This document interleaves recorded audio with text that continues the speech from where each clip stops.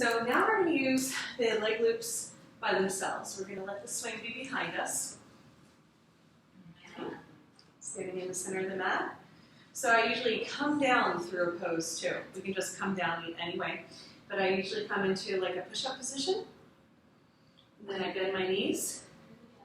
Help myself down. There we go, nice and supported. So knees are towards the center of the mat. I bring my arms wide and I dive in for the child's pose. Now if the knees are uncomfortable, somebody can sit cross-legged here. If they can sit on their shins, pull the knees together and arms are going to be straight. Holding on behind you. Shake out your hair, shake out your thoughts. Doesn't this feel good on the shoulders already? Mm-hmm. Yeah, so this usually helps with the nausea or detoxing or regrounding. We're going to inhale, lift our heart, and then we swim our arms overhead. Lift first. Yeah, if we don't lift it, it's hard to get the arms around. Keep them straight if you can. And then let's just pulse. So we inhale, we lift, press your arms down. Exhale, drop the chest. Keep the, yeah, you guys are doing great. Just keep the head above the arms. Inhale, lift, press the arms down. Exhale, pulse. Inhale, lift. So it's similar to what we did in 2A, but with less weight bearing. So this could be smaller movements, not going as far.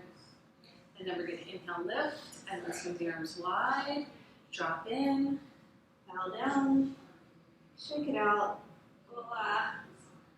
Just let your body hang up here and feel like you can rest, slowing the breath down. Give yourself time to feel the openness in the upper back. Inhale, lift the gaze, and then swim the arms wide. We always lift before we try to swim. Remember, the elbows bent is always an option. If somebody has a shoulder injury, straight arms is a little bit better.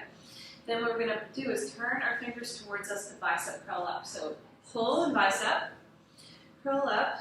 This is like a camel pose. You have to negotiate with your swing. So you're going to bring your gaze up as you lift your heart and press your hips forward. Nice strong arms, very good. And then what we're going to do is lower back, right? Lower back, nice and slow and controlled. That's it. And then we're in Sutrasana. Okay. If it's too much on the quads, you can always just keep yourself lifted. Bicep curl yourself back up.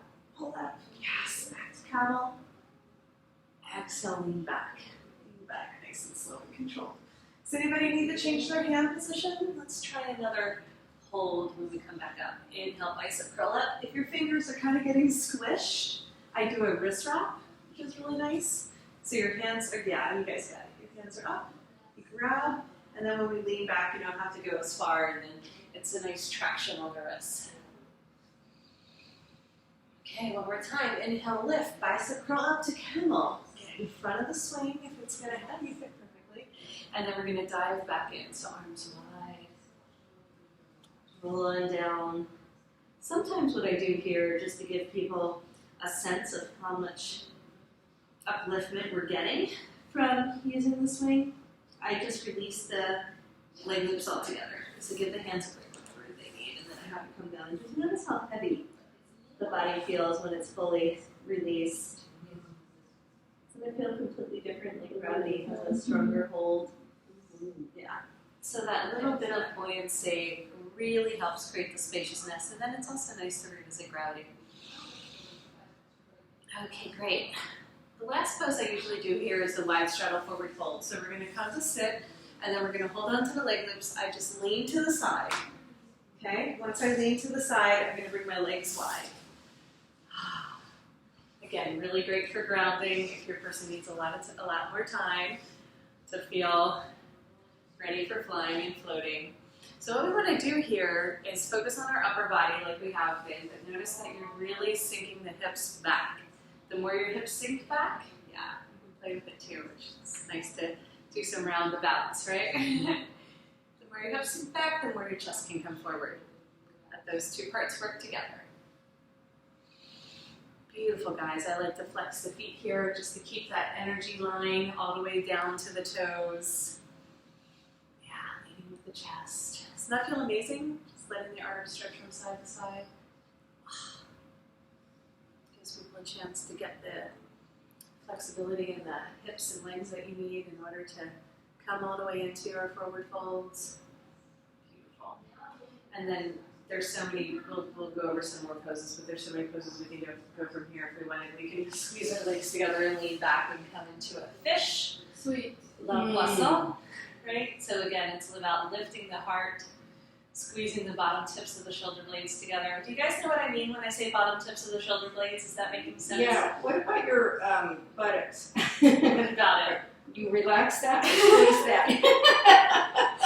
I like to spread. Yeah, I like to spread my sit bones as much as possible because, I inner spiral my thighs. Ah. But that's not for everybody. Some people squeeze their buttocks, but I think it creates tension.